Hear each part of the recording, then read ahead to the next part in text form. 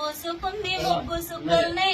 సద్ది మూటల్నే సగబెట్టుకుందే బాయి గిర్కన పల్లె ఏ తెల్లని పాలదారలల్ల పల్లె తెల్లారుతుంటాదిరా గుల్లోని గంటలు కాడట్ల మెడలోన జంటగా మోగుతూ ఉంటాయిరా నాగలి భుజాన పెట్టుకుంటే దోస్తులు చేసినట్టేరా బొడ్డు గోడ పక్కన ఉంటే కొండంతో బలగం ఉన్నట్టురా చల్లగాలి మోసుకొచ్చెరా సేలు సెలకల ముచ్చట్టు దారి పొడుగు